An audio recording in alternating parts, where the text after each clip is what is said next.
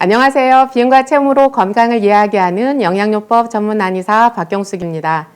영양요법이란 온통보감 4가지 원리에 의해서 영양의 시스템을 바로잡는 것이다 말씀을 드렸는데요. 오늘은 영양요법에 대한 설명을 마무리하면서 그 4가지 원리 중 마지막 감에 대한 이야기를 한 번 더 하도록 하겠습니다. 자, 감이라는 것은 비움이다. 비움이라는 것은 해독이다. 이렇게 지난 시간에 말씀을 드렸는데요. 지난 시간에는 그 해독을 대변을 통해서 이제 배출을 했다라면 오늘은 소변을 통해서 이 해독된 독소들을 배출하는 그 과정에 대해서 말씀을 드리려고 해요. 그 과정 속에 그 관여하는 파이토케미칼에 대한 설명을 드리면서 자, 소변으로서의 어떤 비움 이어가 보도록 하겠습니다.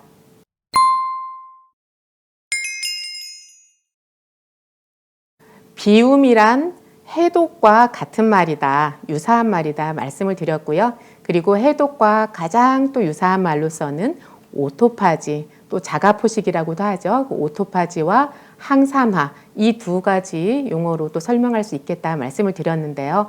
자, 그런데 이 항산화 과정에 있어서 가장 중요한 4가지, 즉 해독의 가장 중요한 4가지 요소가 무엇이냐? 효소, 조효소, 필수당, 파이토케미칼 이렇게 말씀을 드렸었죠. 그 중에서도 이 필수당에 대한 이야기는 그 보에서 제가 말씀을 드렸고요. 지난 시간에는 그 효소와 조효소가 우리 몸에서 어떻게 직접적으로 작용하는지 예를 들어가며 말씀을 드렸어요. 자, 오늘은 파이토케미칼 얘기를 잠깐만 해볼게요. 파이토케미칼 많이 듣기는 했는데 그리고 어렴풋이 알기는 하겠는데 근데 이게 무엇인지 딱 와닿지 않는 분들 계실 거예요. 그래서 되도록이면 쉽게 알아들으실 수 있도록 그렇게 한번 제가 설명을 해볼게요. 자, 파이토케미칼이라는 것은 이제 용어를 이렇게 정의를 해보면 제일 쉬워질 수 있어요. 자, 파이토케미칼 영어에서 우리가 단어 외울 때 이렇게 뭐 나누어서 접두사 한글에서는 접두사라고 하는데 영어에서도 접두사라고 하나요? 이렇게 분리해서 이렇게 쪼개면서 단어를 이제 이해를 하면 훨씬 쉬워지잖아요. 그것처럼 이 파이토케미칼은 파이토 그리고 케미칼 이렇게 2개로 나누어서 이해를 하면 돼요. 자, 파이토라는 것은 식물이고요. 케미칼이라는 것은 화학 물질이다. 이런 뜻을 가지고 있어요. 즉 식물이 가지고 있는 그런 화학 물질들 이렇게 설명하면 되는데요. 식물에 의해서 합성된 생리활성 물질 이것을 파이토케미칼이다 이렇게 말씀드릴 수 있는 거예요. 좀 이해가 되시죠? 자, 그렇다면 이 파이토케미칼이 중요하다 그러는데 아직까지도 이 교과서 상에서는 이 파이토케미칼이 영양소의 구분 그 범위에 들어오지 않았어요. 즉 영양소라고 했을 때는 3대 영양소 그러면 탄단지, 탄수화물, 단백질, 지방 이걸 말하는 거고요.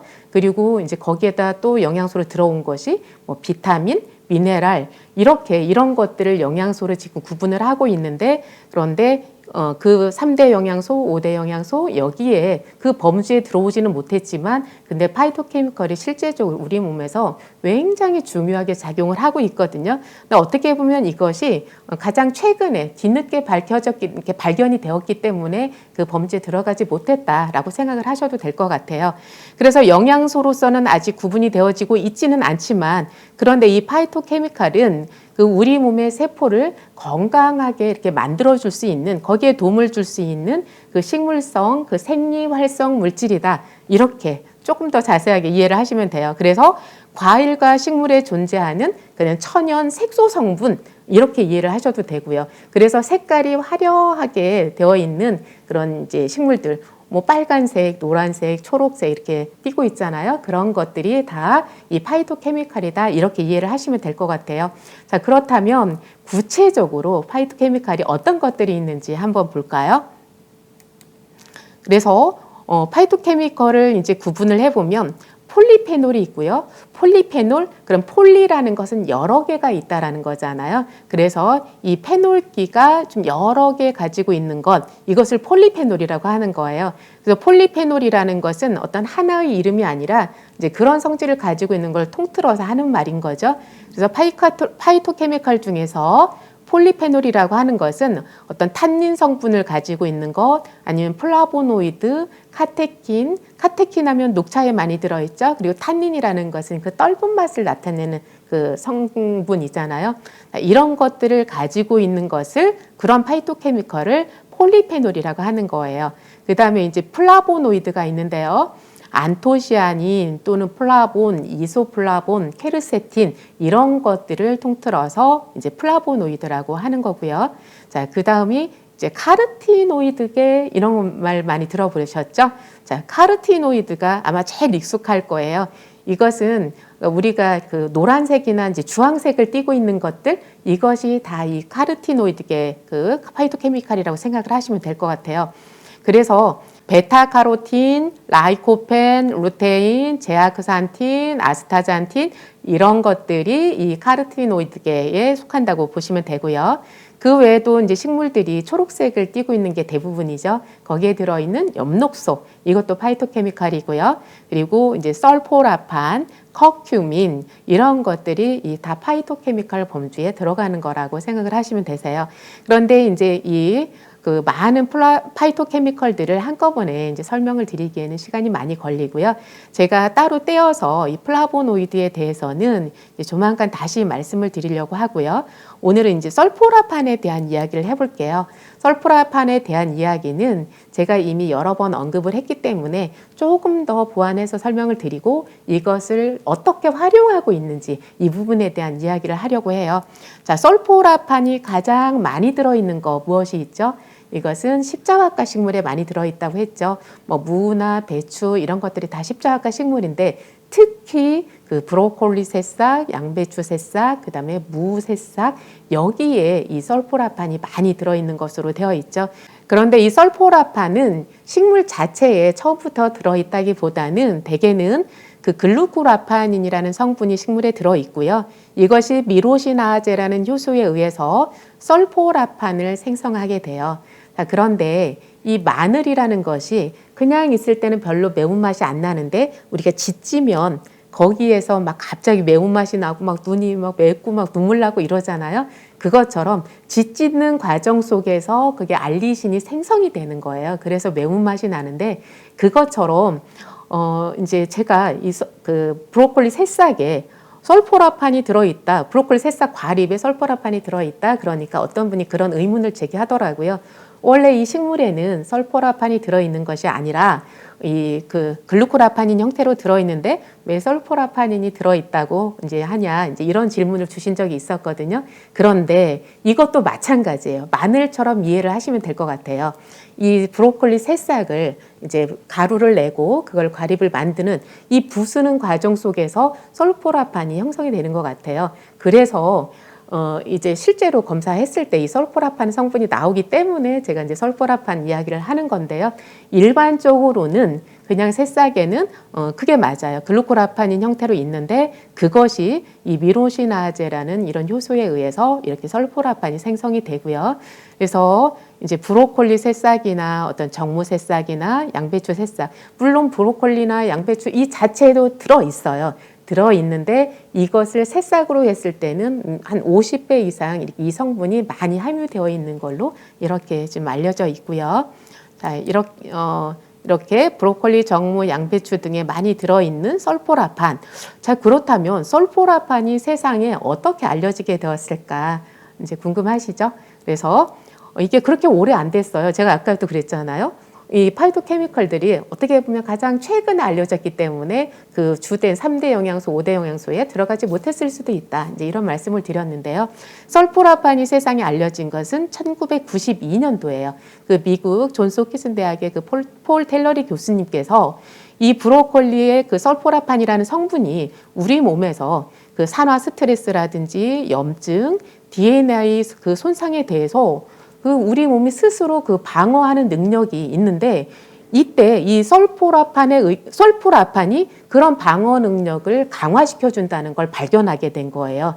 그것을 세상에 알리면서 이제 설포라판이 알려지게 된 건데요.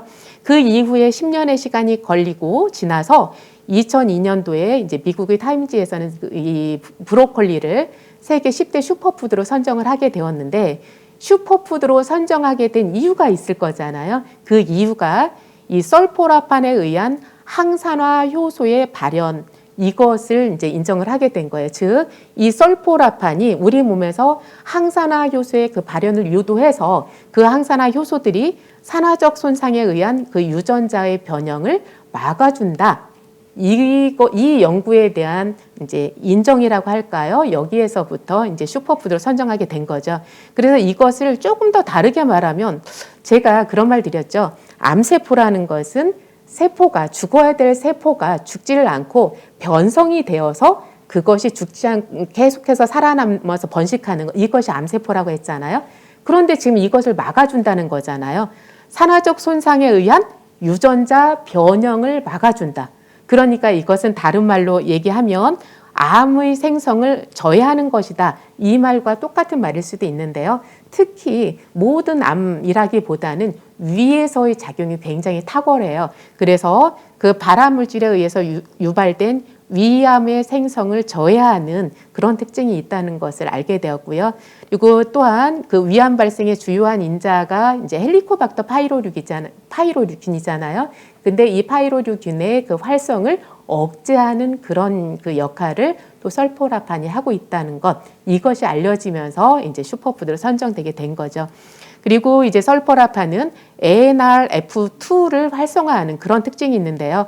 이 NRF2라는 것은 우리 몸에서 해독, 항산화, 항염 등 그 다른 세포의 어떤 그 망가지는 것을 막아주는, 보호해주는 그런 기전을 하는 데 있어서의 어떤 조절자라고 생각을 하면 돼요. 그러니까 어떻게 보면 이거는 그냥 해독 효소다 이렇게 생각을 하면 될 것 같아요. 해독을 조절해주는 유전자다 이렇게 이해를 하셔도 될 것 같고요. 이것을 NRF2를 활성화해주는 것이, 해독 유전자를 활성화해주는 것이 바로 설포라판이다. 설포라판은 해독 능력을 가지고 있다. 이렇게 이해를 하시면 될 것 같고요. 그래서 제가 지금 해독 이야기를 하면서 이 설포라판에 대한 이야기를 지금 나누는 거거든요. 자, 네 번째는 이 설포라판이 이제 좀 더 유명해지게 된 것이 그 자폐 스펙트럼의 치료제로 활용했던 그 실험이 이제 알려졌어요. 그래서 2014년에 이것도 하버드와 존스 홉킨스대에서 이제 공동으로 연구가 진행되어졌는데, 그런데 이제 자폐 행동 체크리스트를 에서 34%가 감소를 하고, 그다음에 사회 반응성 척도를 17% 향상시킨다. 이런 논문이 발표가 된 거예요. 자, 어떻게 해서 이 설포라판이 자폐를 개선시킬까? 좀 어떻게 보면 굉장히 신기하죠. 근데 이것을 좀 접근을 조금만 다르게 하면 이해가 쉬워질 수 있어요. 자폐의 원인이 무엇인지 여기에 대한 그 이해인데요.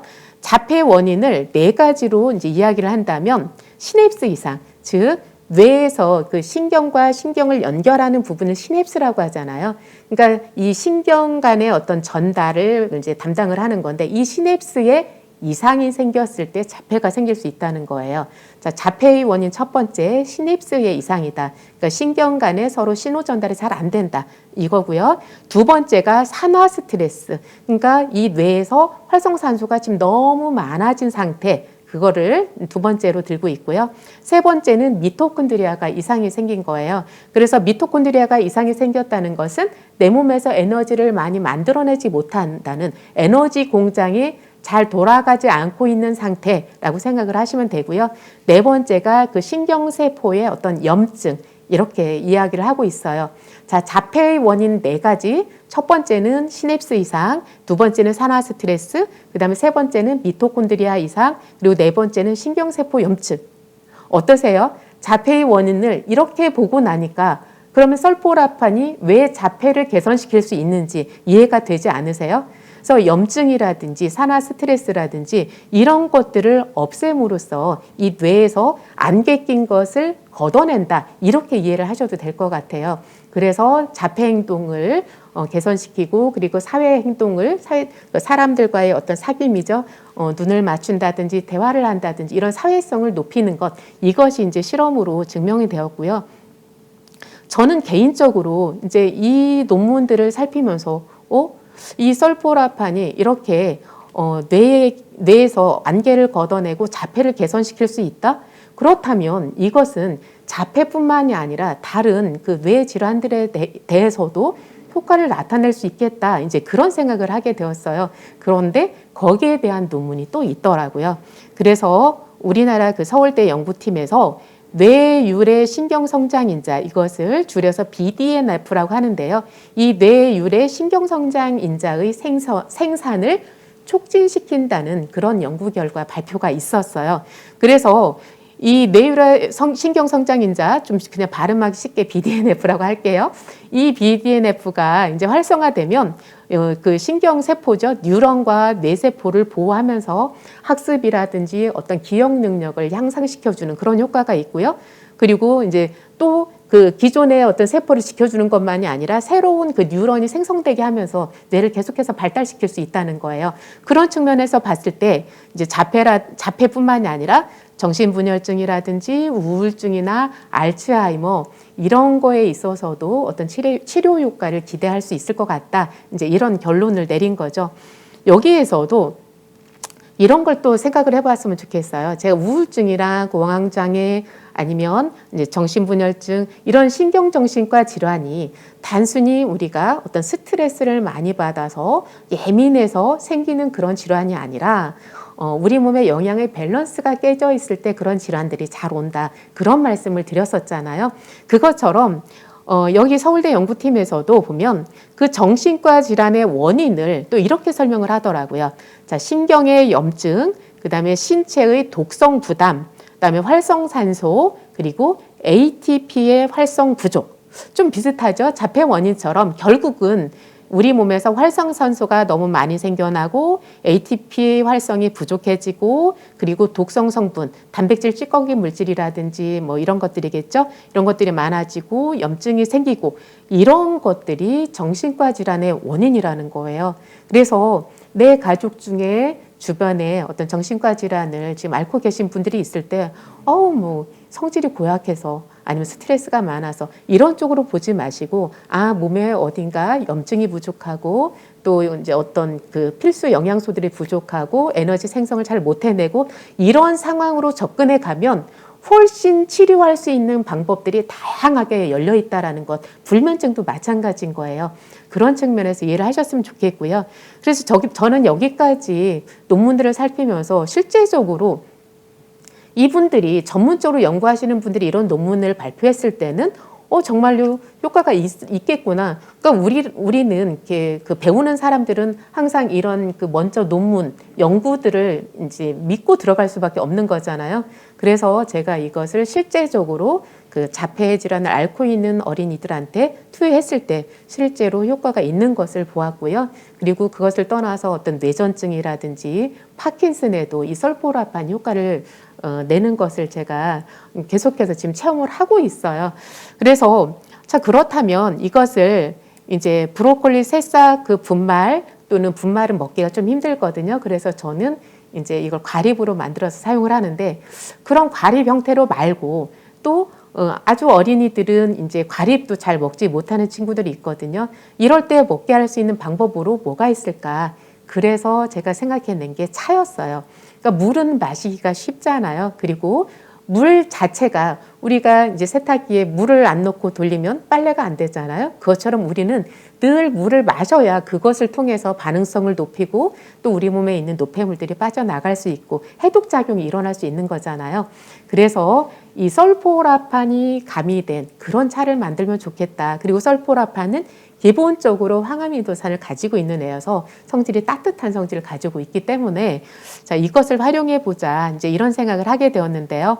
그래서 이 브로콜리 새싹을 주 원료로 해서 이제 만든 차가 비엔체 휴라는 거예요. 몸에 휴식을 주는 차다. 그래서 휴 이렇게 이름을 붙인 건데요. 좀 촌스럽기는 하지만 한방스럽기도 하고 괜찮지 않아요? 그래서 이제 비엔체 휴가 있는데요. 여기에 이제 브로콜리 새싹 하나만 넣은 것이 아니라 한의학에서는 항상 군약이 있으면 군신좌사 도와주는 신하가 있고 그리고 그것을 또 도와주는 좌가 있고 그리고 길을 열어주는 사가 있고 군신좌사가 있어요. 그래서 그 효과를 좀 더 극대화시키기 위해서 그 한약을 처방하는 것처럼 이제 여러 가지 원료들을 종합을 하게 되었는데요. 그래서 이제 브로콜리 새싹을 이제 주 원료로 하면서 거기에 이제 들어간 것이 두충을 사용했어요. 두충이라는 것은 많이들 아실 거예요. 그 두충나무 껍질에 보면 그 안에 굉장히 질긴 인대 같다고 할까요? 힘줄처럼 생긴 그런 성분이 있는데, 그래서 이것이 이제 신장을 튼튼하게 하는 그런 효능이 있는 것으로 이렇게 우리가 약재를 사용하고 있어요. 그래서 두충이라는 것은 신장과 뼈를 튼튼히 하고 요통이나 좌골신경통 이런 걸 치료하는 효과도 있는데, 이제 소변을 통한 해독 제가 말씀드린다고 했잖아요. 그러면 신장을 튼튼하게 하고 방광을 튼튼하게 하고 이런 것들이 중요하기 때문에 이제 신장으로 갈 수 있는 약을 사용을 했는데요. 두충을 사용했고요. 그리고 이제 구기자를 사용을 했는데요. 구기자에는 이 베타인 성분이 많이 들어있어요. 자, 베타인, 이게 어디에서 유래된 말이라고 했는지 기억나세요?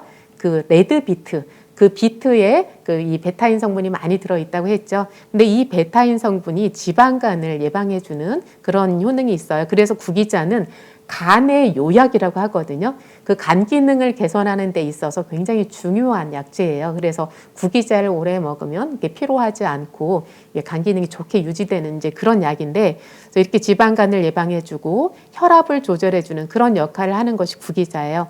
그리고 이제 산사가 들어가는데, 이 산사는 산에서 나가는 사과라는 뜻이에요. 이렇게 조그만한 이제 사과인데요. 이 산사가 이제 소화를 촉진하고 지방을 분해하는 그런 작용이 있어요. 그런데 이 소화 중에서도 그 고기를 먹고 소화가 잘 안 되는 분들이 이 산사를 드시면 좋거든요. 그래서 평소에 이제 고기를 잘 소화를 못 한다 그러면 그 파인애플을 자주 드시는 게 좋고, 이 산사를 이제 차로 끓여서 드시면 좋아요. 어쨌든 이 산사를 이렇게 넣어서 소화를 촉진하고요. 그다음에 당귀를 넣어서 혈액순환이 잘 되게 하고 몸을 따뜻하게 하고, 그리고 당귀는 어떤 뇌기능이라든지 어떤 골다공증에도 좋은 거 아시죠? 그리고 우엉이 들어가서 이제 우엉에 들어있는 그 이눌린이 그 신장 기능을 도와주면서 배변을 촉진해주는 그런 작용이 있고요. 그리고 상황버섯, 차가버섯, 영지버섯 이 세 가지 버섯을 활용한 복합 버섯 균사체, 이것을 사용했어요. 그래서 버섯에는 이 베타글루칸이 많이 들어있어서 이렇게 면역을 조절하는데, 면역을 높여주는 데 도움이 되죠. 그래서 이렇게 사용했고요. 그리고 헛개 열매, 그러면 간이죠. 간 기능 개선해주고, 이 보리새싹이 이렇게 조혈작용을 도와주는 효능이 있어요. 그래서 보리새싹, 헛개 열매, 그리고 산약과 산수유가 들어가는데요. 이것은 그 비의 기능, 소화 기능을 좋아지게 하면서도 이제 신장의 기능을 높이는 그런 효능이 있어요. 그래서 통틀어서 보면 주로 신장을 보호하는 그런 원료가 제일 많이 들어가긴 하지만 그 외에도 비장 기능이라든지 간 기능도 개선해주는 그런 효과가 있어서, 이렇게 해서 따뜻하게 차를 마시면 왜 이렇게 소화가 잘 되지? 왜 대변이 잘 나오지? 소변이 왜 이렇게 잘 나오지? 뭐 이런 이야기들을 하세요. 그래서 이렇게 다양한 그러니까 원료들을 나름대로는 이제 원리를 가지고 이제 처방을 한 거죠. 이렇게 해서 휴를 만들었고요. 자, 그렇다면 이 휴를 어떤 분들이 마시면 좋냐? 그때 첫 번째는 이걸 마시면 소변이 시원하게 잘 나오니까 부종이 있는 분들이 드시면 좋겠죠. 그래서 부종이 잦고 수액대사에 이상이 있는 분들, 그래서 수액대사가 잘 안 돼서 이렇게 아침에 일어나면 이렇게 뭐 붓는 분들도 있겠고, 오후에 이제 붓는 분도 있고, 그리고 이렇게 손을 내리고 다니면 막 손이 이렇게 둥둥 붓고 막 이렇게 이러고 다니시는 분도 있어요. 어쨌든 이렇게 수액이 정체되어 있는 분들, 이런 분들이 드시면 좋고요. 그리고 이제 소변이 시원하지 않은 분들, 이렇게 뭐 소변이 이렇게 개운하지 않고 또 넣어야 될 것 같고 뭐 이런 식으로 불편하신 분들 이렇게 드시면 좋고요. 이 세 번째가 조금 이상하다 싶을 거예요.